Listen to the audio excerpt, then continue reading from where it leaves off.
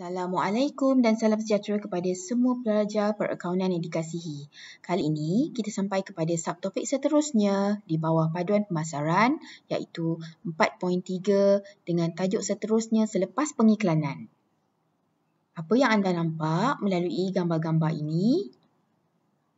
Baju kurung pahang yang dijual oleh Jekyll, harga asalnya ialah RM259 tetapi dijual pada harga RM109 sepasang. Kita lihat video ini pula.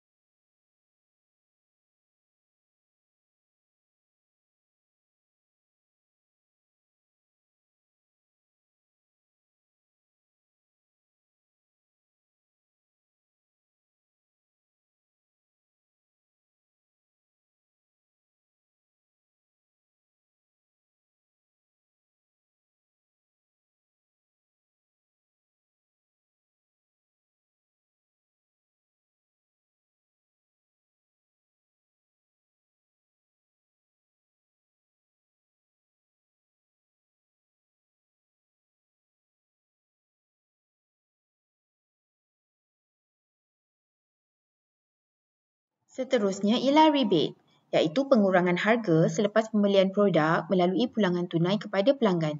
Banyak syarikat telco memberikan rebate kepada para pelanggan. Contohnya Digi yang menawarkan rebate kepada pelanggan baharu untuk pelan pasca bayarnya.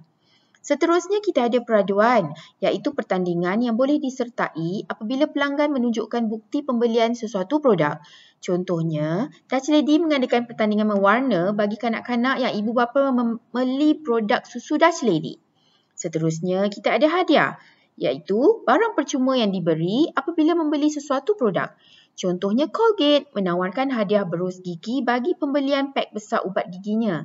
Saya pasti ramai pelajar KMJ juga pernah minum melalui Mark Milo.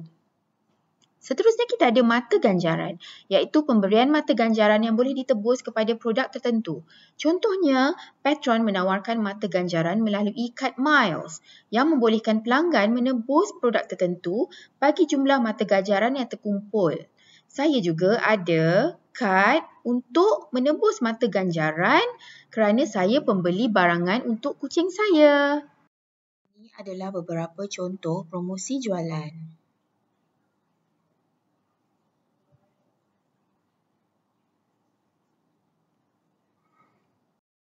Baiklah, kita lihat pula kebaikan dan kelemahan promosi jualan. Kebaikan yang pertama untuk promosi jualan ialah ia dapat mencapai matlamat jangka pendek iaitu meningkatkan jualan. Contohnya, jika kita membuat diskaun, maka berebut-rebutlah orang akan membeli barangan tersebut, maka pada ketika itu jualan akan meningkat. Kebaikan yang kedua ialah promosi jualan dapat mempengaruhi pengguna yang sensitif pada harga. Contohnya, jika seseorang pengguna suka dengan harga yang murah, maka apabila harga tersebut diturunkan ataupun diberikan premium kepada produk, maka pengguna tersebut akan pergi membeli produk tersebut mungkin dengan jumlah yang lebih banyak. Kita lihat pula kelemahan. Kelemahan yang pertama ialah promosi jualan dapat melakukan peningkatan jualan berbentuk sementara sahaja. Bermaksud, contohnya, apabila harga diturunkan, maka jualan akan meningkat pada waktu harga diturunkan sahaja. Kelemahan yang kedua, ia tidak sesuai dilakukan sepanjang masa kerana ia akan menjejaskan imej produk.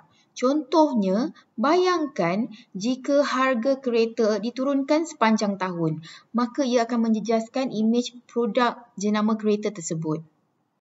Kita pergi kepada alat promosi yang ketiga, iaitu jualan peribadi.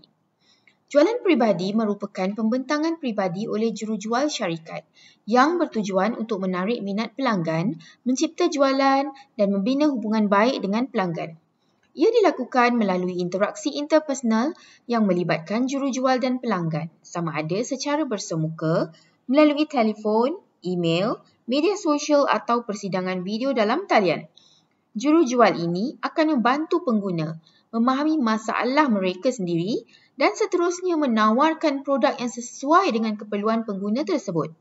Contohnya, jurujual barangan elektrik membuat promosi dari rumah ke rumah dengan mensasarkan pelanggan dari golongan berpendapatan tinggi dan sederhana. Ejen insurans juga turut menawarkan pakej perlindungan kepada pelanggan sesuai dengan masalah, keperluan dan bajet mereka sendiri. Kita lihat contoh-contoh jualan peribadi. Macam inilah apabila kita ada interaksi peribadi dengan pelanggan. Ini bukan scammer ya. Ini mungkin kamu selalu nampak di shopping-shopping kompleks.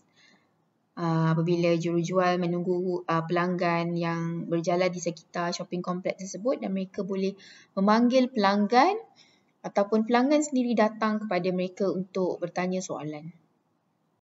Kita pergi kepada kebaikan dan kelemahan jualan peribadi tadi.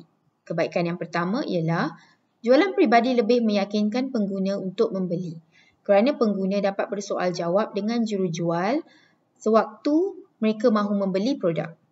Kebaikan yang kedua ialah jualan peribadi dapat mewujudkan hubungan berpanjangan di antara penjual dan pembeli.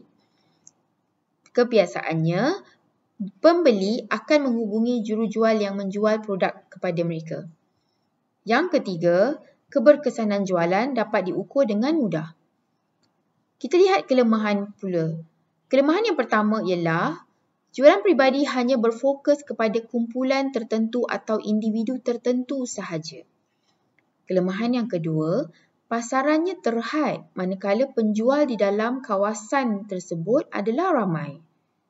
Kelemahan yang ketiga ialah jualan peribadi memerlukan kecekapan penjual untuk berkomunikasi dengan pelanggan. Jika mereka kurang kemahiran komunikasi, maka pelanggan mungkin tidak tertarik untuk membeli, sedangkan kos untuk melatih mereka adalah tinggi. Kita pergi kepada alat promosi yang keempat, iaitu perhubungan awam. Perhubungan awam adalah komunikasi yang dibentuk bagi membina hubungan baik dengan pelbagai pihak. Perhubungan awam boleh digunakan untuk mempromosikan sesuatu produk, seseorang individu, sesuatu tempat, sesuatu idea, sesuatu aktiviti, sesebuah organisasi ataupun sesebuah negara. Perhubungan awam berfungsi melalui beberapa kaedah. Yang pertama, hubungan akhbar atau wakil akhbar, di mana syarikat akan mencipta dan meletakkan maklumat berharga di dalam media untuk menarik perhatian awam terhadap individu atau produk mereka. Yang kedua, publicity produk dan jenama, di mana sesebuah syarikat akan memberi publicity kepada produk dan jenama spesifik keluaran syarikat mereka. Yang ketiga, hubungan awam, apabila sesebuah syarikat membina dan mengekalkan hubungan nasional dan komuniti tempatan. Yang keempat, lobby, apabila sesebuah syarikat membina dan mengekalkan hubungan dengan badan perundangan dan kerajaan untuk mempengaruhi undang-undang dan peraturan negara. Yang kelima, hubungan pelabur, apabila sesebuah syarikat mengekalkan hubungan dengan pemegang saham dan pihak-pihak dari komuniti kewangan. Dan yang terakhir adalah pembangunan, apabila sesebuah syarikat bekerjasama dengan penderma atau organisasi bukan untung aka NGO, untuk mendapatkan sokongan kewangan dan penlibatan sukarela daripada NGO tersebut. Ini adalah contoh perhubungan awam yang dilakukan oleh syarikat Cadbury apabila mereka mahu mengenalkan produk baru mereka di pasaran. Mereka melakukan satu majlis untuk memperkenalkan produk tersebut tahu. Kita lihat pula kebaikan dan kelemahan perhubungan awam. Kebaikan perhubungan awam yang pertama ialah syarikat mudah untuk menyampaikan mesej mengenai produk ataupun perkhidmatan yang diberikan. Yang kedua, mudah untuk mendapatkan kepercayaan hubungan terhadap produk dan syarikat.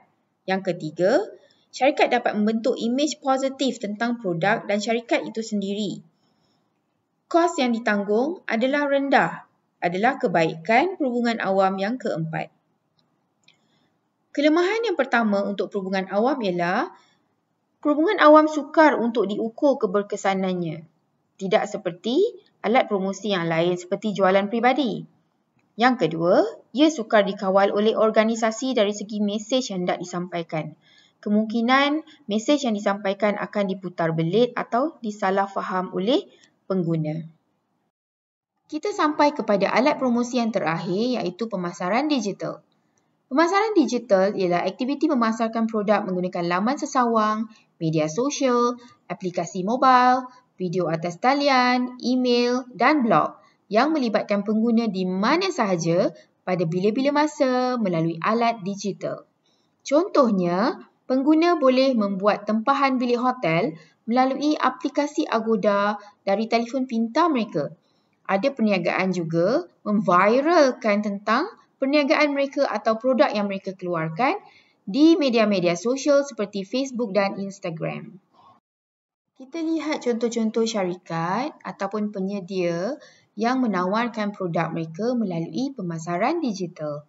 Banyak rupanya di Malaysia ini. Kita sampai kepada kebaikan dan kelemahan pemasaran digital.